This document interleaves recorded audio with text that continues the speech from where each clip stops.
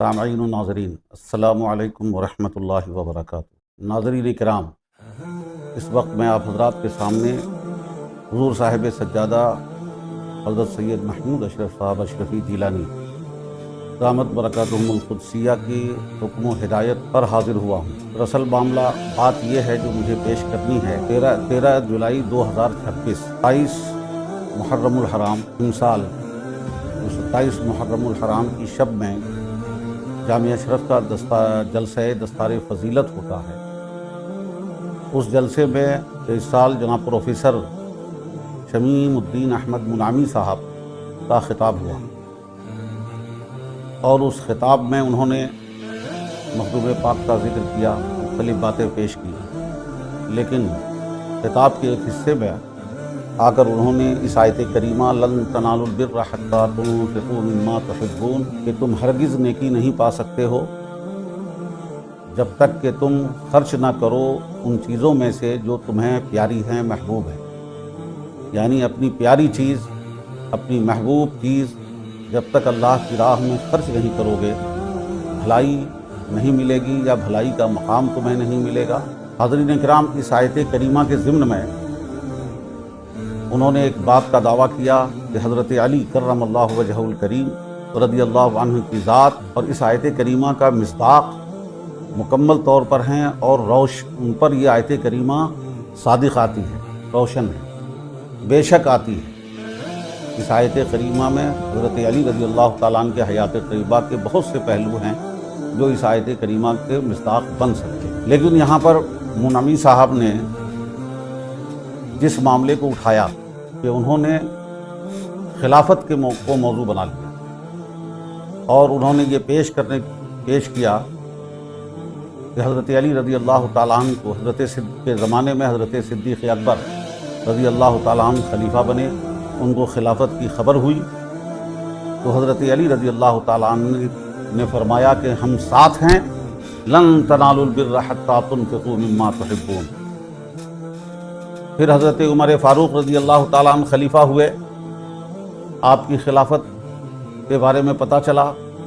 خبر ہوئی تو حضرت علی نے آیت پر زبان حال سے کہا لن تنالوا البر حتی تنفقوا مما تحبون۔ اسی طرح حضرت عثمان غنی رضی اللہ تعالیٰ عنہ کی خلافت ملی، خلیفہ بنے، امیر المومنین بنے، اور حضرت علی کو خبر ملی تو فرمایا لن تنالوا البر حتی تنفقوا مما تحبون۔ میں سمجھتا ہوں کہ تقریر کے اس حصے کو جو انہوں نے جس انداز سے پیش کیا ہے، شاید عوام میں اکثر افراد نہ سمجھے، لیکن علماء کرام نے اس کا مفہوم، مدعا، مضمون اور ما فی الضمیر جو وہ کہنا چاہتے تھے اس کو علماء نے تو بہرحال اچھی طرح سمجھا ہے، ان کی سمجھ میں آیا کہ وہ یہ کہنا چاہتے ہیں۔ اس کا مفہوم و مضمون یہ ہے کہ گویا حضرت علی رضی اللہ تعالیٰ عنہ کے سامنے جب حضرت صدیق اکبر رضی اللہ تعالیٰ عنہ خلیفہ بن گئے، ان کو خلافت کی خبر ملی تو حضرت علی نے اس خلافت کے منصب کو قربانی دے، اور خلافت کا منصب جو عظیم منصب ہے، جو باعث فضیلت ہے، اس کی قربانی پیش کر دی۔ تو گویا حضرت علی نے اس آیت کریمہ پر عمل کیا، اس آیت کریمہ کے مصداق بن گئے کہ انہوں نے اپنی پیاری چیز قربان کر کے لن تنالوا البر حتی تنفقوا مما تحبون، محبوب چیز کو قربان کر کے مقام بر پا لیا ہو۔ اسی طرح حضرت عمر کے دور میں آپ نے اپنی خلافت جو حضرت عمر خلیفہ بنے تو آپ نے اپنی محبوب چیز کو قربان کر دیا، حضرت عثمان غنی کے دور میں محبوب چیز کو قربان کر دیا۔ دو باتیں صاف طور پہ نظر آتی ہیں، صاف طور پہ کہ صدیق اکبر رضی اللہ تعالیٰ عنہ جو خلیفہ بنے، گویا وہ خلافت کے مستحق نہیں تھے، یا زیادہ حقدار نہیں تھے، یا حضرت علی سے زیادہ حقدار نہیں تھے۔ حضرت صدیق اکبر سے زیادہ حقدار حضرت علی تھے، اور حضرت علی خلیفہ نہیں بنے تو گویا انہوں نے ترک خلافت کر کے قربانی دے کے مقام بر حاصل کر لیا۔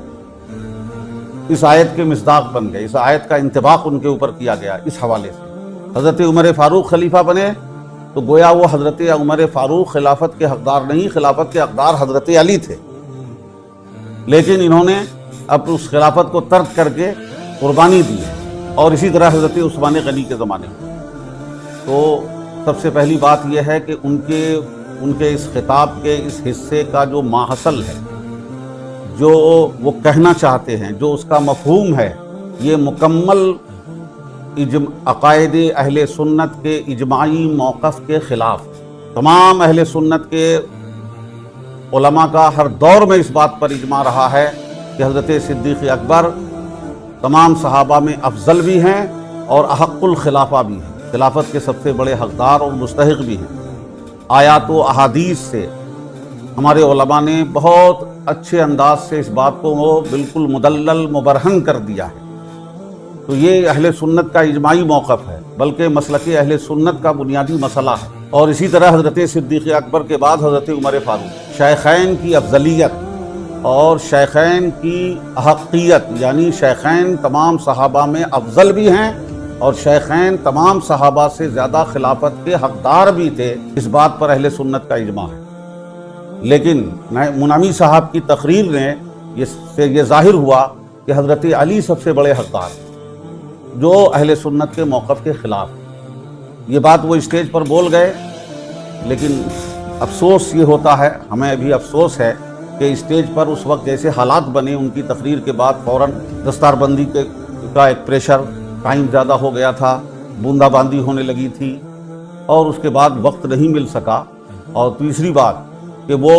اس دستار بندی کے بعد اترے اور اترنے کے بعد جلسہ ختم ہونے سے پہلے ہی خانقاہ سے رخصت ہو گئے۔ تو ایسے کچھ آزار بنے، کچھ لوگ سکتے میں تھے، کچھ لوگ خاموش تھے، دیکھ رہے تھے۔ بے چینی تمام علماء کے اندر پائی گئی، مفتیان کرام اور علماء جنہوں نے محسوس کیا اس بات کو، ان کے اندر بے چینی پائی گئی۔ لیکن کمزوری یہ رہی کہ اسٹیج پر اس کا رد نہیں ہو سکا یا ان سے وضاحت طلب نہیں کی گئی، اور اس پر ہمیں بھی افسوس ہے۔ اور حضور صاحب سجادہ نے اسٹیج سے اترتے ہی سب سے پہلے عارف میاں سے پوچھا، منمی صاحب کے کمرے کی طرف جاتے ہوئے، کہ وہ کہاں ہیں، تو پتہ چلا کہ وہ چلے گئے۔ اس کے بعد حضور صاحب سجادہ یہاں آئے، ہماری آفس میں آئے۔ مولانا فاضل صاحب میسوری، مولانا سیف خالد، مولانا منظور عالم اشرفی اور دیگر علماء، مولانا جمال الرافع، سیف خالد صاحب سب موجود تھے۔ ان کے سامنے انہوں نے فرمایا کہ یہ غلطی ہو گئی، یہ مسئلہ یہ غلط ہو گیا ہے، غلط بات بول کر وہ چلے گئے ہیں، اور اس دن سے بے چینی ظاہر ہے۔ اب اس کے بعد بیچ میں بہرحال یہ بھی بات آئی کہ ان سے پہلے رابطہ کر کے وضاحت طلب کی جائے، تو ان سے رابطہ کرنے کی کوشش کی گئی، اور یہاں سے مولانا شبیر احمد، مفتی شبیر احمد راج محلی جامعی نے ان سے رابطہ کیا، اور انہوں نے باضابطہ یہ بیان دیا، اور ان کے پاس ریکارڈنگ موجود ہے کہ انہوں نے ان سے گفتگو کرتے ہوئے کہا کہ آپ خود متکلم ہیں، وضاحت کر دیں اپنی اس تقریر کے اس حصے کی، تاکہ لوگ مطمئن ہو جائیں، آپ متکلم ہیں۔ تو انہوں نے صاف کہا میں اس پر کوئی وضاحت نہیں دیتا، اور انہوں نے فون کاٹ دیا۔ یہ مفتی شبیر راج محلی صاحب نے بیان دیا، میرے پاس اس کا ریکارڈ محفوظ ہے۔ تو یہ مرحلہ بھی طے ہو گیا کہ ان کو وضاحت کا موقع دیا جائے۔ اس کے بعد مزید یہ ہوا کہ میں ان پر ڈائریکٹ الزام نہیں لگا سکتا، لیکن ان کے حواری موالی کی طرف سے فیس بک پر بیان آ رہا ہے، جو ان سے متعلق افراد ہیں، خانقاہ منامیہ گیا سے بیان آ رہا ہے، جنہوں نے ہمارے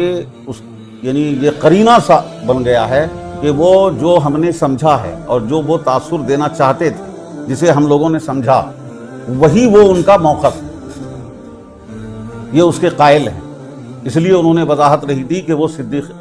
شیخین کے مقابلے میں حضرت علی کو زیادہ حقدار سمجھتے ہیں، خلافت کا حقدار، اور حضرت علی کا خلافت سے دستبردار ہو جانا یا خلافت کا دعویٰ نہ کرنا، مزاحمت نہ کرنے کو حضرت علی کی قربانی شمار کرتے ہیں۔ یہ بالکل ایک گمراہانہ عقیدہ ہے، اہل سنت کے اجماعی موقف کے خلاف ہے۔ اہل سنت کے علماء، مشائخ، صوفیاء سب کا اجماعی موقف ہے،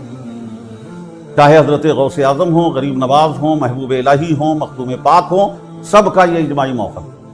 اور اس کے خلاف انہوں نے یہ شوشہ چھوڑا ہے۔ آج کل سوشل میڈیا پر کچھ لوگ اس موقف، اپنے موقف یعنی حضرت علی کی تفضیل اور خلافت کی حقیت، زیادہ حقدار ہونے پر دلائل پیش کر رہے ہیں۔ تو میں ایک بات عرض کر دوں کہ یہ مسئلہ ہمارا اس وقت تحقیق کا موضوع نہیں ہے۔ تحقیق پر بہت ساری گفتگو ہو سکتی ہے، فضائل پہ بڑی گفتگو ہو سکتی ہے، حضرت علی کے بھی فضائل کم نہیں ہیں، لیکن وہ ساری گفتگو کا یہ محل نہیں ہے۔ مختصراً یہ ہے کہ یہ مسئلہ تحقیق کا نہیں ہے، مسئلہ فیصل ہو چکا ہے، اہل سنت کا موقف بن چکا ہے، تو اب 1400 سال کے بعد کسی کی یہ مجال نہیں ہے کہ وہ اس مسئلے میں اپنا کوئی موقف دے سکے۔ کوئی موقف دینے کی اہلیت رکھنے والا کوئی اس وقت موجود نہیں ہے۔ ہم لوگ صرف اپنے اسلاف، بزرگوں اور علماء مشائخ کے موقف کی پیروی کرنے کے پابند ہیں۔ ایک بات یہاں پر میں وضاحت کر دوں کہ اسٹیج پر جو کم ہمتی کہیے، عزیمت پہ عمل نہ ہو سکا،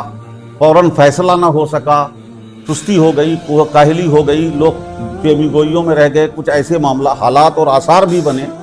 کہ جس کی وجہ سے لوگ ہمت نہیں کر سکے، لیکن یہ سارے آثار کے بعد ہم اس بات کو تسلیم کرتے ہیں کہ یہ کوتاہی ہوئی ہے، یہ کمزوری ہوئی ہے کہ بروقت اسٹیج پر اس کی صفائی نہ ہو سکے، اور اس کے لیے ہم صرف یہی کہہ سکتے ہیں کہ یہ بیان جو ہم جاری کر رہے ہیں یہ ہماری طرف سے ہمارا موقف سامنے آئے، جامع اشرف کا، خانقاہ اشرفیہ کا، حضور صاحب سجادہ کا، علماء جامع اشرف کا یہ موقف سامنے آئے، اور جو ہم سے کوتاہی ہوئی ہے اس کا تدارک صرف ہم اس طرح کر سکتے ہیں کہ ہم استغفار کریں، نادم ہم اس پہ ندامت کا اظہار کرتے ہیں بلا خوف لومت لائم کہ ہم سے کمزوری ثابت ہوئی ہے، کہ ہم نادم ہیں اس بات پر، اور استغفار پڑھتے ہیں اللہ معاف کرے سب کو۔ تو یہ اس موقف کو واضح کرنا تھا۔ الحمدللہ تمام علماء اہل سنت کا موقف ہے، اکابر اہل سنت کا موقف، مشائخ کا موقف، سب کا موقف، لیکن میرے لیے آخری یہ ہے، ہمارے طریقت کے امام اور خانواد اشرفیہ، خانقاہ اشرفیہ، سب کے مرکز عقیدت قدوۃ الکبریٰ حضرت سیدنا مخدوم اشرف جہانگیر سمنانی عثمانی علیہ الرحمت و رضوان غوث العالم محبوب یزدانی کا جو موقف ہے، وہ موقف میں آپ کے سامنے پیش کر رہا ہوں، اور آپ تمام سنی اشرفی حضرات سے یہ گزارش کرتا ہوں کہ اسے اپنا موقف بنائیں گے، اور منامی صاحب سے بھی میں امید رکھتا ہوں کہ وہ غور کریں گے اور اہل سنت کے موقف پر ضرب لگانے کے بجائے اپنے لیے ہدایت کا راستہ اپنائیں۔ اللہ پاک ان کو ہدایت نصیب فرمائے۔ ہمارے یہاں سے موقف انشاءاللہ اس سے پہلے جو موقف کا اعلان ہو چکا ہے، انشاءاللہ تبارک و تعالی آئندہ سال عرس میں کیا جائے گا، اور میں کوشش یہ کروں گا کہ ہر سال مخدوم پاک کا کہ موقف کے تلاوت و نعت کے بعد، مخدوم پاک کے موقف کے بعد جلسے کا آغاز ہو، اور تمام لوگوں کو یہ متنبہ کر دیا جائے کہ یہ موقف ہے، اس موقف کے دائرے میں رہتے ہوئے گفتگو کریں۔ حضرت مخدوم پاک کا جو موقف ہے کے سامنے پیش کر رہا ہوں، یہ رسالہ قبریہ ہے، اور یہ رسالہ حضرت مخدوم پاک نے اپنے آخری دور میں اپنے روضے پر قبر تیار کرا کے، قبر کے اندر جو آپ نے چلہ فرمایا اس میں آپ نے یہ تحریر فرمایا، اس لیے اس کا نام رسالہ قبریہ ہے۔ میں تیزی سے پڑھتا ہوں اس کو۔ سبحانہ من عز شانہ وعلی امرہ وبرہانہ والصلاة والسلام علی نبیہ افضل الانبیاء محمد وآلہ واصحابہ اجمعین، والسلام علی من اتبع الہدی وعلی اخواننا واحبابنا۔ نحن آمنا وصدقنا باللہ کما هو باسمائہ وصفاتہ وقبلنا جمیع احکامہ، ونحن نؤمن ونعتقد بجمیع اعتقاد اہل الاسلام والایمان کما ہی ارادۃ اللہ ورسولہ، کما قال اللہ تعالی آمن الرسول بما انزل الیہ من ربہ والمؤمنون کل آمن باللہ وملائکتہ وکتبہ ورسولہ لا نفرق بین احد من رسلہ۔ آیت کریمہ کے بعد پھر مخدوم پاک فرماتے ہیں نؤمن باللہ ورسولہ ونعتقد بفضل اصحابہ۔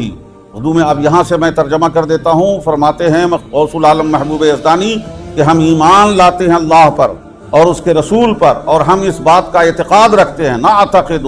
اعتقاد رکھتے ہیں بفضل اصحابہ، رسول پاک کے اصحاب کی فضیلت کا، مجموعی تمام صحابہ کی فضیلت پر اعتقاد رکھتے ہیں۔ آگے فرماتے ہیں، توجہ دینے کی بات ہے کہ منامی صاحب کا موقف غوث العالم کے موقف کے خلاف ہے۔ فرماتے ہیں وحق الخلافت ابو بکر بن ابی قحافہ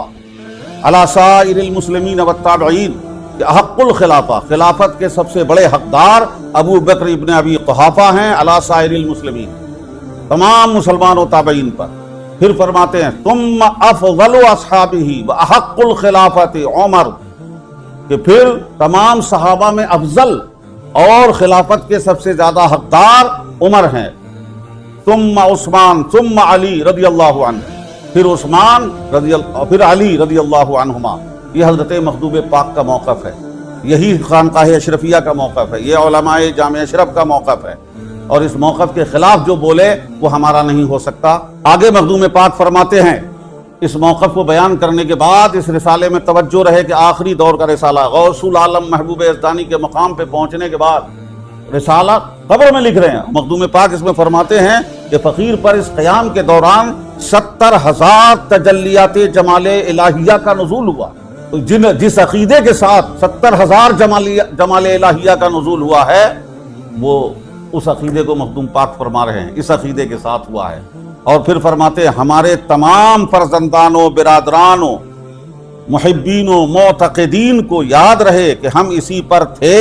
اسی پر ہیں اور ہمیشہ اسی پر رہیں گے. یہ مخدوم پاک نے فرمایا ہے انشاءاللہ تبارک و تعالی. اور آگے فرماتے ہیں فرمان نبی صلی اللہ علیہ وسلم ہے تم جس حال میں زندگی گزارو گے اسی حال میں موت پاؤ گے، اور جس حال میں مرو گے اسی حال میں تمہارا حشر ہوگا. یہ حدیث پاک کا مضمون ہے. آگے مخدوم پاک فرماتے ہیں جس کا مذکورہ بالا عقیدہ نہ ہو وہ گمراہ اور زندیق ہے، ہم اس سے بیزار ہیں اور خدا اس سے راضی نہیں. گمراہ و زندیق ہے، ہم اس سے بیزار ہیں. اب اس بات پہ توجہ دیجیے گا، جس سے جو گمراہ و زندیق ہو، مخدوم پاک کا مخالف ہو، چاہے بند لفظوں میں ہو یا کھلے لفظوں میں، مخدوم پاک کا موقف ہو، مخدوم پاک کا فیصلہ ہے. جو مخدوم پاک کو مانتے ہیں کم سے کم ان کو اس بات پر دھیان دینا چاہیے کہ مخدوم پاک اس موقف کے مخالف کو گمراہ و زندیق فرماتے ہیں اور ہم اس سے بیزار ہیں. اور جس سے مخدوم پاک بیزار ہوں، چاہے وہ کوئی بھی ہو، اس سے مخدومی فیضان نہیں مل سکتا. جس سے مخدوم پاک بیزار ہوں، اللہ تبارک و تعالی ہمیں ہدایت دے. اس کے علاوہ جناب پروفیسر منامی صاحب نے اپنی تقریر میں اور بھی علمی اور تاریخی غلطیاں چوک کی، میں اس کی طرف بھی توجہ دلانا چاہتا ہوں. سب سے پہلے تو انہوں نے اپنے تقریر کے ابتدائی حصے میں حضور صاحب سجادہ سید محمود اشرف اشرفی جیلانی دامت برکاتہم کو اعلیٰ حضرت اشرفی میاں کا سجادہ نشین بتایا، اور وہ سجادہ نشین سید مختار اشرف، سید اظہار اشرف یا حضور اشرفی میاں کے سجادہ نشین نہیں ہے، بلکہ وہ جن کے سجادہ نشین تھے ان کا تسلسل ہے. یعنی غوث العالم محبوب یزدانی سید مخدوم اشرف جہانگیر سمنانی کے سجادہ نشین، حضرت نور العین کے بعد حضرت شاہ حسن سجادہ نشین ہیں، اور ان کے خاندان سے یہی سجادگی کا سلسلہ یہاں تک پہنچا ہے. خلف اکبر حضرت نور العین کے سجادہ نشین ہیں، اس لیے خانقاہ کا نام خانقاہ حسنیہ سرکار کلاں ہے. دوسری چوک انہوں نے لطائف اشرفی کے بارے میں فرما دیا وثوق و اعتماد کے ساتھ کہ آپ کو پتہ نہیں ہے کہ لطائف اشرفی نے کو صرف نظام یمنی نے مرتب نہیں کیا بلکہ 2 مرتب ہیں اس کے. بلا دلیل دعویٰ ہے کہ حضرت لطائف اشرفی کے مرتب 2 ہیں. ہاں، مکتوبات اشرفی کے مرتب 2 ہیں، حضرت نور العین اور حضرت شاہ نظام یمنی علیہم الرحمہ. لطائف اشرفی کے بلا کسی تردد کے صرف تنہا مرتب ہیں حضرت شاہ نظام یمنی خلیفہ مخدوم اشرف. میں کہتا ہوں کہ ہاتھو برہانکم ان کنتم صادقین، لطائف اشرفی کے مرتب صرف شاہ نظام یمنی ہے. کلام اس میں بہت سارے لوگوں کا ہے، وہ مرتب ہیں، مصنف نہیں ہے، ترتیب دیا ہے انہوں نے. دوسری بات، انہوں نے جناب فاضل میسوری صاحب نے جو کہا کہ مخدوم پاک ہندوستان کے اندر وحدت الوجود کے نظریے کے مبلغ ہیں، تو اس پر انہوں نے کہا کہ حضرت مخدوم پاک صرف وحدت الوجود کے مبلغ نہیں ہیں بلکہ انہوں نے عبداللہ سمنانی سے وحدت الشہود کی تعلیم لی ہے. یہ بالکل تاریخی اعتبار سے، علمی اعتبار سے بودھی بات ہے. سب سے پہلے اس لیے کہ علاؤالدولہ سمنانی رحمت اللہ علیہ جو شروع میں حضرت مخدوم پاک نے جن سے فیض پایا ہے، تربیت لی ہے، بالکل سچ ہے، لیکن وہ وحدت الشہود کے قائلین میں سے نہیں ہیں. وحدت الشہود کی اصطلاح ہی امام ربانی مجدد الف ثانی جو 12ویں صدی کے مجدد ہیں، انہوں نے اپنے مکتوبات میں پیش کیا. اگر کوئی اس سے پہلے وحدت الشہود کے نظریے کا کوئی اس اصطلاح یا کہیں وجود بتا دے، وحدت الشہود کا کہیں انہوں نے قول نہیں کیا، نہ مخدوم پاک کو وحدت الشہود پڑھایا ہے. دوسری بات یہ کہہ دینا کہ انہوں نے ان سے وحدت الشہود لیا اور حضرت عبدالرزاق کاشی سے وحدت الوجود کے لیے خصوص الحکم فتوحات مکیہ سبقن پڑھی، ادھر سے وحدت الوجود لیا، ادھر سے وحدت الشہود لیا، یہ کتنی بودھی بات ہے. تو آخر میں عرض یہ کرنا ہے کہ ان کی تقریر کا وہ حصہ آمدن گویا انہوں نے بند لفظوں میں اپنی فکر اور اپنا نظریہ کے خانقاہ میں بولنے کے لیے انہوں نے اس کو خاص طور سے موضوع بنایا. تقریر جو سنیں گے وہ سمجھ جائیں گے کہ وہ تقریر کے ایک حصے سے رجوع پلٹتے ہوئے متوجہ ہوتے ہوئے اس آیت کو لایا اور حضرت علی پہ فٹ کیا، لن تنالوا البر حتی تنفقوا مما تحبون۔ لیکن اس آیت کا جو غلط طور پہ استعمال کیا گیا، اس کی تفسیر کی گئی اور اس کی وضاحت اور اس کا انطباق کیا گیا، یہ بالکل غلط، جاہلانہ اور اہل سنت کے موقف کے کھلی مخالفت ہے۔ ہم اس کی تردید کرتے ہیں اور ان سے بھی گزارش کرتے ہیں کہ وہ غور کریں اور ایسے فکر سے توبہ کریں۔ دوسری بات کہ اب یہاں پر اس کا ہم تجزیہ کریں کہ انہوں نے اس خلافت میں حضرت علی کو حقدار سمجھا، سب سے بڑا حقدار سمجھا، تو حضرت علی نے قربانی دے دی۔ تو خلافت دنیاوی عیش و عشرت کا منصب تھا یا دینی فضیلت اور عظمت کا منصب تھا؟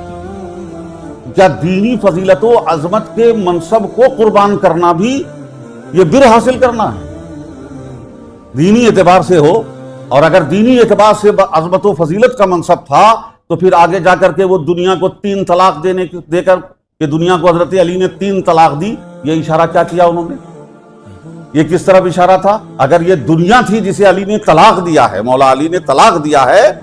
اگر یہ دنیا تھی اور حضرت علی اس کے طلبگار تھے،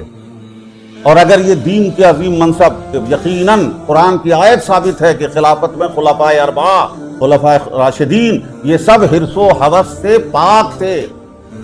اس میں کوئی دنیا طلبی نہیں تھی، بلکہ وہ ایک فضیلت اور عظمت کا منصب تھا، دین کی تقویت اور اسلام کی خدمت کا موقع تھا، کی ذمہ داری تھی۔ اس ضرور وہ ایک احساس کی بات تھی، لیکن اس جگہ جا کر 3 طلاق کی بات کر دینا، حضرت علی نے 3 طلاق دے دیا دنیا کو، تو پوری خلافت کو دنیا ہونے کا اشارہ کر دیا، اور پھر اس میں حضرت علی کو حقدار اور طلبگار بنا دیا۔ اللہ پاک نیک توفیق عطا فرمائے۔ اب آخر میں یہ کہتے ہیں،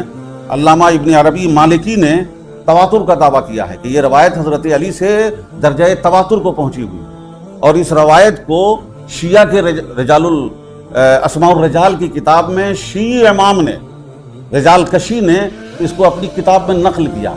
اس کے علاوہ مسند امام احمد میں، کنز العمال میں، مسند علی ابن طالب میں، فضائل اور تاریخ دمشق لابن عساکر میں، المسند لابن ابی عاصم میں، یہ ساری کتابوں میں یہ موجود ہے، اور اس کو علامہ ابن عربی نے دعویٰ کیا ہے، مالکی رحمۃ اللہ علیہ نے، کہ یہ تواتر کو پہنچی ہوئی ہے۔ ذرا اس روایت کو غور سے سنیں کہ حضرت علی رضی اللہ تعالیٰ عنہ کوفے کی مسجد میں، جامع کوفہ میں ممبر پہ کھڑے ہو کے فرماتے ہیں، روایت کے الفاظ یہ ہیں کہ حضرت علی نے خطبہ دیتے ہوئے کوفے کی مسجد میں فرمایا، لَإِنْ أُوتِيتُ بِرَجُلٍ يُفَضِّلُنِي عَلَىٰ أَبِي بَكْرٍ وَعُمَرَ، کہ اگر میرے پاس ایسا شخص لایا گیا جو مجھے فضیلت دیتا ہے ابو بکر و عمر پر، لَأُجَلِّدَنَّهُ حَدَّ الْمُفْتَرِي، تو میں اسے بہتان، تہمت لگانے والے کی حد اس کو جاری کروں، سزا دوں۔ یہ حضرت علی نے فرمایا کہ اگر مجھے کوئی عمر و حضرت ابو بکر صدیق، عمر فاروق رضی اللہ عنہما پر فضیلت دینے کی بات کرے گا تو میں اسے تہمت اور الزام لگانے والوں کی سزا دوں گا، والا مفتری کی حد جاری کروں گا اس پر۔ یہ حضرت علی نے فرمایا ہے، یہ قول ہے، اور چونکہ کوفے کی جامع مسجد میں خطبے میں فرمایا تو یہ روایت بہت عام ہو گئی، تو یہ میں نے اور ایک حدیث پیش کر دی ہے تاکہ منامی صاحب کے موقف کے بارے میں ہمارے عوام اہل سنت اشرفی برادران کو پتہ چل جائے کہ یہ قرآن کا موقف ہے، یہ حدیث کا موقف ہے، یہ خود حضرت علی صرف مخدوم پاک، قریب نواز، غوث اعظم، محبوب الہی کا نہیں بلکہ اب مولا علی کا بھی موقف یہی ہے۔ الحمدللہ ہم اسی موقف پہ قائم ہیں جو اہل سنت و جماعت کے علماء مشائخ کا اجماع ہے جس پر، اور جو ہمارے مخدوم پاک کا موقف ہے، بلکہ خود مولا علی رضی اللہ تعالیٰ عنہ نے جو ہمیں موقف دیا ہے اس پر ہم قائم ہیں۔ اللہ تعالیٰ ہم سب کو ہدایت نصیب فرمائے۔ اور میں اپنی بات محدث اعظم ہند رحمۃ اللہ تعالیٰ علیہ کے اس شعر پہ ختم کرتا ہوں کہ مرتبہ حضرت صدیق کا ہے یہ سید، مرتبہ حضرت صدیق کا ہے یہ سید، ہر فضیلت کے وہ جامع ہیں نبوت کے سوا۔